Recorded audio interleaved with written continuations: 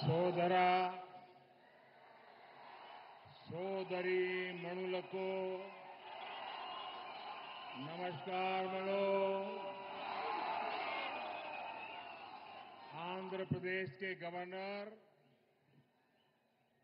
S Abdul Nazeer जी, यहां के लोकप्रिय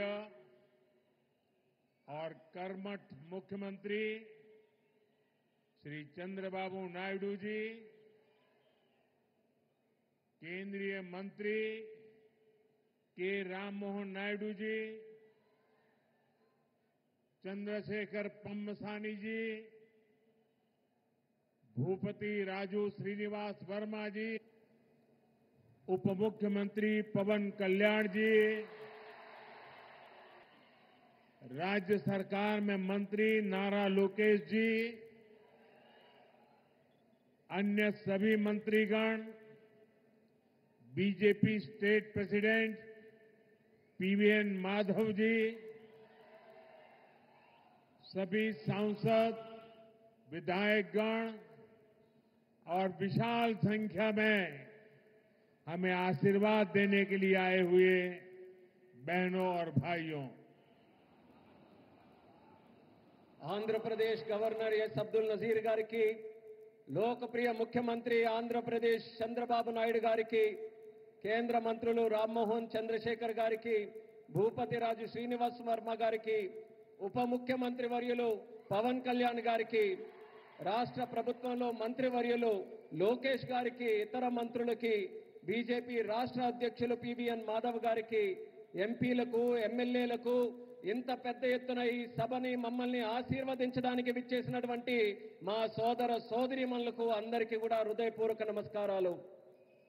सबसे पहले मैं अहोबिलम के भगवान नरसिंह स्वामी और महानंदी के श्री महानंदीश्वर स्वामी को प्रणाम करता हूं। मैं मंत्रालय के गुरु श्री राघवेंद्र स्वामी से भी हम सभी के लिए आशीर्वाद मांगता हूं। ముందుగా మన అహోబిలం నరసింహ స్వామికి మరియు మహానంది శ్రీ మహానందీశ్వర స్వామికి నమస్కరించుకుంటున్నాను। అలా మంత్రాలయంలో గురువు గారు శ్రీ రాఘవేంద్ర స్వామి వారి ఆశీస్సులు కూడా మనందరికీ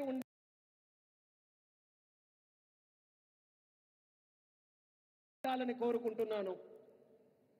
साथियों, द्वादश ज्योतिर्लिंग स्तोत्रम के पाठ में आता है, सौराष्ट्रे सोमनाथम च श्रीशैले मल्लिकार्जुनम,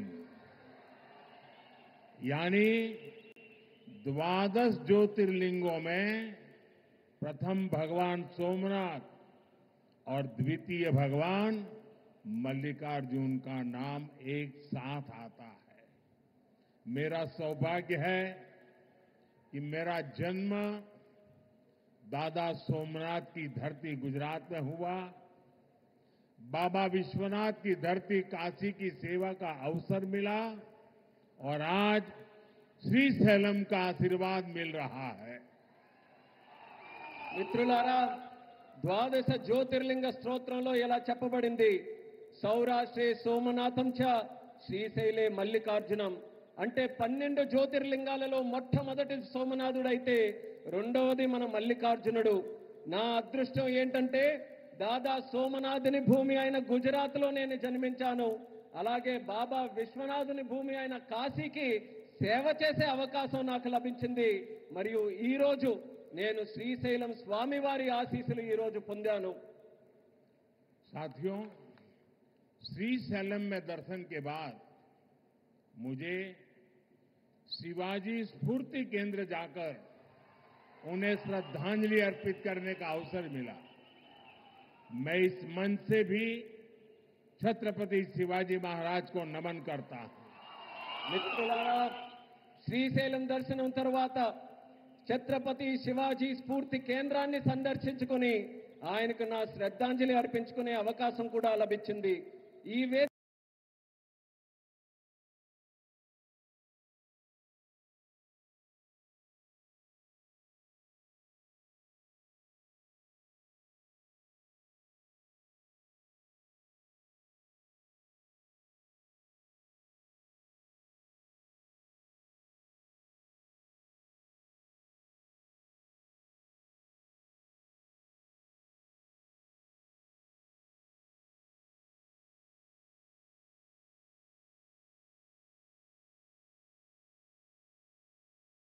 వేదిక నుంచి మరొకసారి ఛత్రపతి శివాజీ మహారాజ్కి కూడా నా నివాళులు అర్పించుకుంటున్నాను. मैं अल्लमा प्रभु और अक्क महादेवी जैसे शिव भक्तों को भी प्रणाम करता हूं. मैं श्री उయ్యాలవాడ नरसिम्हा रेड्डी गारू और हरि सर्वोत्तम राव जैसे महान स्वतंत्र सेनानियों को श्रद्धापूर्वक नमन करता हूं. అల్లమ్మ ప్రభు మరియు అక్క మహాదేవి వంటి గొప్ప శివభక్తులకి కూడా నేను నా నమస్కారాలు తెలియజేసుకుంటున్నాను. శ్రీ ఉయ్యాలవాడ నరసింహారెడ్డి గారు మరియు హరి సర్వోత్తమరావు గారు వంటి గొప్ప స్వాతంత్ర సమరయోధులకి కూడా నా శ్రద్ధాంజలి అర్పించుకుంటున్నాను. साथियों, हमारा आंध्र प्रदेश स्वाभिमान और संस्कृति की धरती है और साथ ही साइंस और इनोवेशन का सेंटर भी है. यहां असीमित संभावनाएं भी है और युवाओं का अनंत सामर्थ्य भी है. మిత్రులారా, మన ఆంధ్రప్రదేశ్ ఆత్మ గౌరవానికి మరియు సంస్కృతికి నిలయం. మరి ఇది సైన్స్ కు ఇన్నోవేషన్ కి కూడా ఒక కేంద్రం. ఇక్కడ అనంతమైన అవకాశాలు ఉన్నాయి మరియు ఇక్కడ యువతకి అపారమైనటువంటి శక్తి కూడా కలిగి ఉంది. आंध्र को अगर जरूरत थी तो सही विजन और सही नेतृत्व की जरूरत थी. आज चंद्रबाबू नायडू गारू और पवन कल्याण गारू के रूप में आंध्र के पास वो विजनरी लीडरशिप भी है और केंद्र सरकार का पूरा सहयोग भी है. ఆంధ్రాకి ఏదైనా అవసరం ఉంది అంటే ఒక సరైన విజన్ మరియు సరైన నాయకత్వం తాలూకు అవసరం ఉంది. నేడు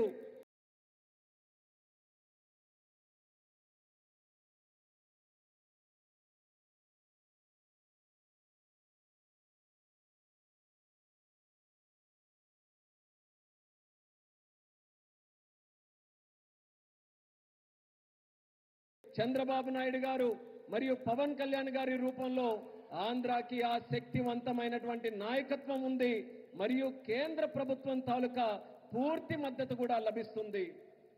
साथियों, पिछले 16 महीनों में आंध्र प्रदेश में विकास की गाड़ी तेज गति से दौड़ रही है. डबल इंजन की सरकार में अभूतपूर्व प्रगति हो रही है. आज दिल्ली और अमरावती मिलकर तेज विकास की दिशा में आगे बढ़ रहे हैं. మిత్రులారా, గత 16 నెలల్లో ఆంధ్రప్రదేశ్లో అభివృద్ధి తాలూకా వాహనం శరవేగంగా కదులుతుంది. డబుల్ ఇంజిన్ ప్రభుత్వంలో రాష్ట్రం అపూర్వమైన ప్రగతి కూడా సాధిస్తుంది. నేడు ఢిల్లీ మరియు అమరావతి ఈ రెండు కలిసి వేగవంతంగా అభివృద్ధి వైపు ముందుకు సాగుతున్నాయి. और जैसा चंद्रबाबू ने कहा, इस तेज गति को देख करके मैं कह सकता हूं कि 2047 में आजादी के जब 100 साल होंगे, विकसित भारत होके रहेगा. చంద్రబాబు గారు చెప్పినట్టు నేను చెప్పగలను. 2047 నాటికి ఎప్పుడైతే భారతదేశం 100 సంవత్సరాలు స్వాతంత్రం సంపాదించుకుని తయారవుతుందో ఆనాటికి ఖచ్చితంగా ఈ భారతదేశం వికసిత భారతదేశంగా తయారవుతుంది. अभी बाबू ने बहुत ही भावना के साथ अपने विचारों को व्यक्त किया, लेकिन मैं विश्वास से कहता हूं कि 21वीं सदी हिंदुस्तान की सदी होने वाली है. 21वीं सदी 140 करोड़ हिंदुस्तानियों की सदी होने वाली है.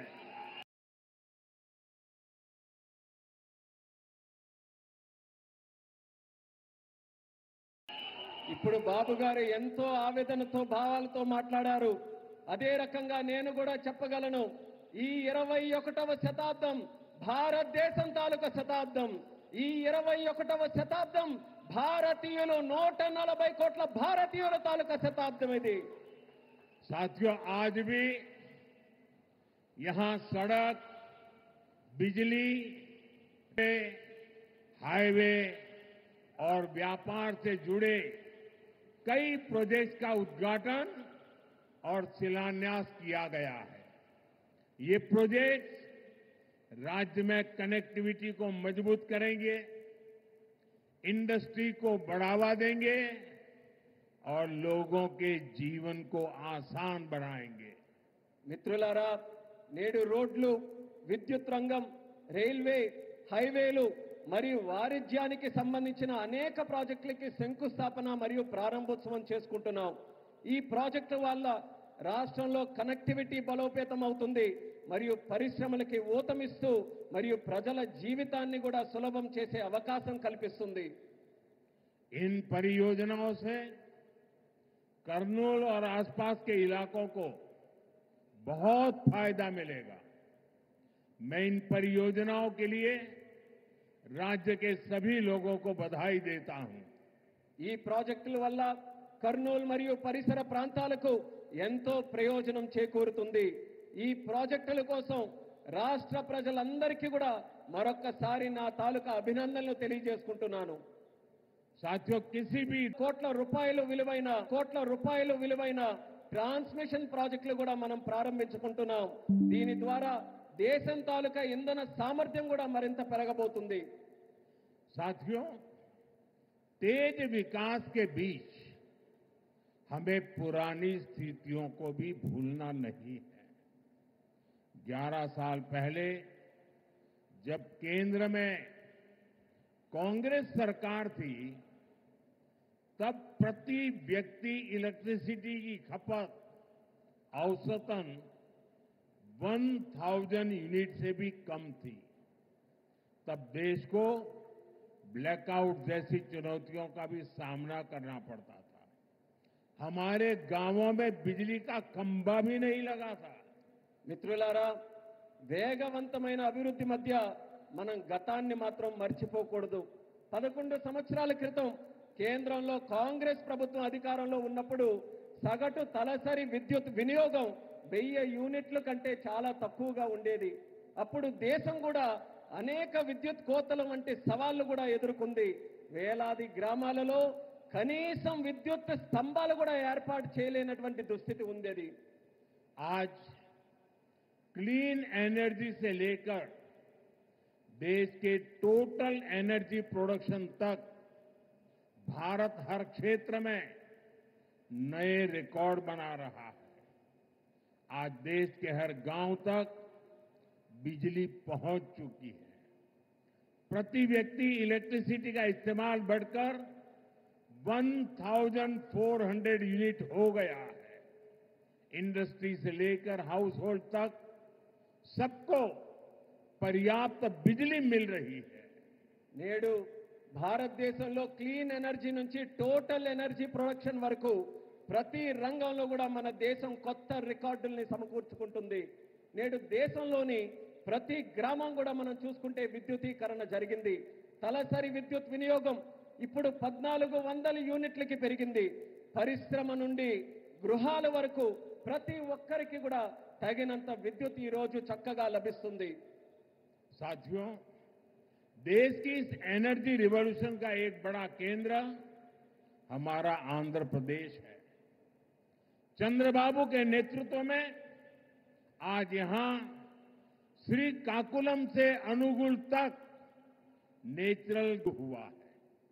ये प्लांट रोजाना 20,000 सिलेंडर्स भरने की क्षमता रखता है। इससे लोकल ट्रांसपोर्ट और स्टोरेज सेक्टर में जॉब बढ़ेगी, युवाओं को नए अवसर मिलेंगे। ఈ రోజు చిత్తూరులో కూడా ఎల్పీజీ బాటిలింగ్ ప్లాంట్ ప్రారంభించబడింది. ఈ ప్లాంట్ రోజుకు 20,000 సిలిండర్లు నింపే సామర్థ్యం కలిగి ఉంది.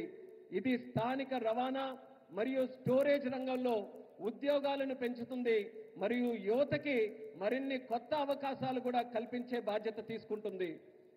साथियों, विकसित भारत के लक्ष्य तक तेजी से पहुंचने के लिए आज देश में मल्टी मॉडल इंफ्रास्ट्रक्चर का विकास हो रहा है। विलेज से सिटी, और सिटी से पोर्ट तक कनेक्टिविटी पर हमारा बहुत जोर है। सब्बवरम शिलानगर से के बीच नया हाईवे तैयार होने से कनेक्टिविटी और बढ़ेगी। మిత్రులారా, వికసిత్ భారత్ అనే లక్ష్యాన్ని వేగంగా సాధించడానికి నేడు దేశంలో మల్టీ మోడల్ ఇన్ఫ్రాస్ట్రక్చర్ ప్రాజెక్ట్స్ శరవేగంగా అభివృద్ధి చేయబడుతున్నాయి. గ్రామాల నుండి నగరాల వరకు, నగరాల నుండి పోర్టుల వరకు కనెక్టివిటీపై మేము బలమైన ప్రాధాన్యత ఈ రోజు ఇస్తున్నాం. విశాఖపట్నంలో రైల్వే ఫ్లైఓవర్ల ప్రారంభం వల్ల ప్రయాణికులకి మెరుగైన సౌకర్యం అందుతుంది మరియు ఈ ప్రాంతంలో పరిశ్రమలకు కూడా ఒక కొత్త ఊతం వస్తుంది. साथियों, आज 2047 के विकसित भारत का संकल्प हम सबके सामने है और इस संकल्प को स्वर्ण आंध्रा के लक्ष्य से नई ऊर्जा मिल रही है। हम सब जानते हैं, जब टेक्नोलॉजी की बात होती है तो हमारा आंध्र और यहां के युवा बहुत आगे रहते हैं। डबल इंजन की सरकार में हम आंध्रा के इस पोटेंशियल को और बढ़ा रहे हैं। మిత్రులారా, ఈ రోజు 2040 నాటికి వికసిత్ భారతదేశం మనం సాధించాలనే సంకల్పంతో అందరం కూడా ముందుకు నడుస్తున్నాం. మరియు ఈ సంకల్పానికి స్వర్ణ ఆంధ్రప్రదేశ్ అనే లక్ష్యం మరింత శక్తిని అందిస్తుంది. మనందరికీ తెలుసు, టెక్నాలజీ విషయానికి వస్తే మన ఆంధ్రప్రదేశ్ అలాగే మరియు ఇక్కడ యువత చాలా ముందుంటారు. డబుల్ ఇంజిన్ ప్రభుత్వంలో మేము ఆంధ్రప్రదేశ్ యొక్క ఈ ప్రత్యేక సామర్థ్యాన్ని మరింత పెంచబోతున్నాం. साथियों, आज भारत की और आंध्र प्रदेश की स्पीड और स्कोप, इसको पूरी दुनिया देख रही है। 2 दिन पहले ही आंध्र प्रदेश में गूगल ने बड़ा निवेश करने का ऐलान किया है। మిత్రులారా, ఈ రోజు భారతదేశం మరియు ఆంధ్రప్రదేశ్ యొక్క వేగం మరియు సామర్థ్యం యావత్ ప్రపంచం గమనిస్తుంది. 2 రోజుల క్రితం గూగుల్ లాంటి ప్రధానమైన సంస్థ ఆంధ్రప్రదేశ్లో ఒక పెద్ద పెట్టుబడిని కూడా ప్రకటించింది. गूगल यहां हमारे आंध्र प्रदेश में भारत का पहला आर्टिफिशियल इंटेलिजेंस हब बनाने जा रही है। गूगल के सीईओ से बात कर रहा था, उन्होंने मुझे कहा कि अमेरिका के बाहर दुनिया के कई देशों में हमारा निवेश है, लेकिन सबसे ज्यादा निवेश अब हम आंध्र में करने जा रहे हैं। इस नए एआई हब में powerful AI infrastructure, data centre capacity, large scale energy sources और एक्सपांडेड फाइबर ऑप्टिक नेटवर्क शामिल है। నిన్న గూగుల్తో నేను మాట్లాడుతున్నప్పుడు తెలుసుకున్నాను, వాళ్ళు కూడా నాకు చెప్పారు, అమెరికా బయట చాలా పెట్టుబడులు మా ఉన్నాయి, కానీ అన్నిటికంటే అందులో పెద్ద పెట్టుబడి మేము ఆంధ్రాలో నేడు పెట్టబోతున్నామని వాళ్ళందరూ కూడా నాకు చెప్పారు. ఈ కొత్త ఏఐ హబ్లో శక్తివంతమైన ఏఐ ఇన్ఫ్రాస్ట్రక్చర్, అలాగే డేటా సెంటర్ సామర్థ్యం, పెద్ద ఎత్తున శక్తి వనరులు మరియు విస్తరించిన ఫైబర్ ఆప్టిక్ నెట్వర్క్ కూడా ఉండబోతున్నాయి. साथियों, गूगल के इस एआई हब इन्वेस्टमेंट में एक नया इंटरनेशनल सबसी गेटवे बनाया जाएगा। इसमें कई इंटरनेशनल सबसी केबल्स शामिल होंगे जो भारत के ईस्टर्न कोस्ट पर विशाखापट्टनम तक पहुंचेगी।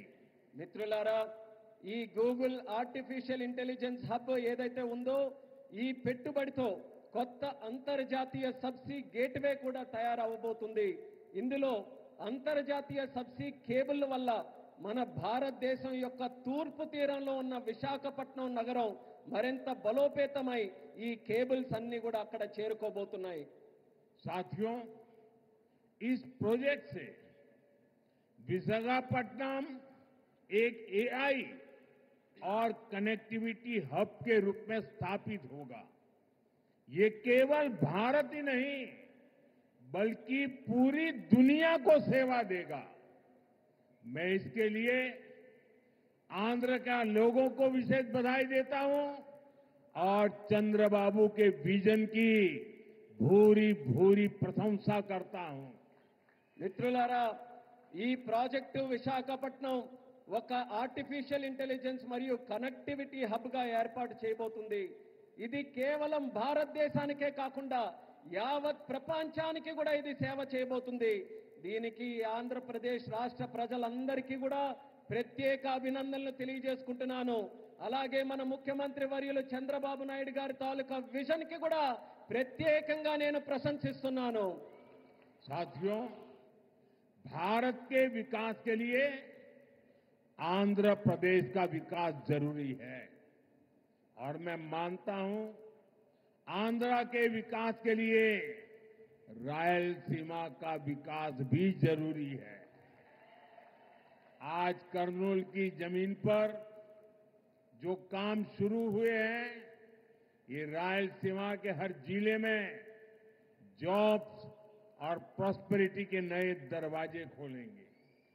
इन प्रोजेक्ट से यहां इंडस्ट्रियल डेवलपमेंट को और गति मिलेगी। మిత్రులారా, భారతదేశ అభివృద్ధికి ఆంధ్రప్రదేశ్ అభివృద్ధి చాలా అవసరం. అలానే ఆంధ్రప్రదేశ్ యొక్క అభివృద్ధికి రాయలసీమ అభివృద్ధి కూడా అంతే అవసరమైనదని నేను నమ్ముతున్నాను.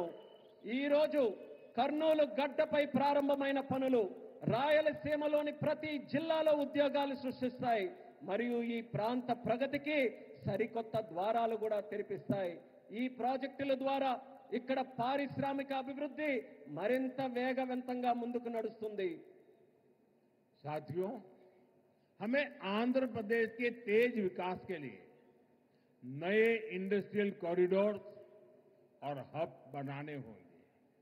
इसके लिए सरकार अरवक्कल और कोप्परती को आंध्र प्रदेश की नई इंडस्ट्रियल आइडेंटिटी के रूप में डेवलप कर रही है।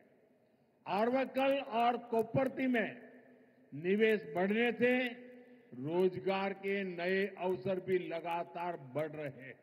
మిత్రులారా, ఆంధ్రప్రదేశ్ వేగవంతమైన అభివృద్ధి కోసం మనం కొత్త పారిశ్రామిక కారిడార్లను మరియు కేంద్రాలని సృష్టించుకోవాలి.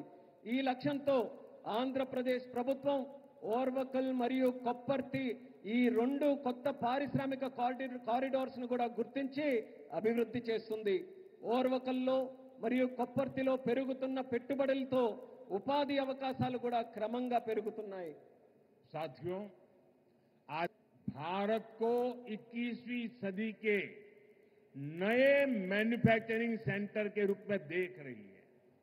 इस सफलता का सबसे बड़ा आधार है आत्मनिर्भर भारत का विजन। हमारा आंध्र प्रदेश आत्मनिर्भर भारत की सफलता का एक प्रमुख केंद्र बन रहा है। మిత్రులారా, నేడు ప్రపంచం భారతదేశాన్ని 21వ శతాబ్దానికి ఒక తయారీ కేంద్రంగా చూస్తుంది. ఈ విజయానికి అతిపెద్ద పునాది మన ఆత్మనిర్భర్ భారతదేశం యొక్క విజన్. ఆత్మనిర్భర్ భారతదేశం సాధించడానికి మన ఆంధ్రప్రదేశ్ ఒక కీలక కేంద్రంగా మారబోతుంది. साथियों, कांग्रेस सरकार ने आंध्र प्रदेश की क्षमताओं की उपेक्षा करके पूरे देश का नुकसान किया था। जो राज्य पूरे देश को आगे लेकर जा सकता था, उसे खुद अपने विकास के लिए संघर्ष करने की नौबत आ गई। మిత్రులారా, కాంగ్రెస్ ప్రభుత్వాలు గతంలో ఆంధ్రప్రదేశ్ సామర్థ్యాన్ని విస్మరించి మొత్తం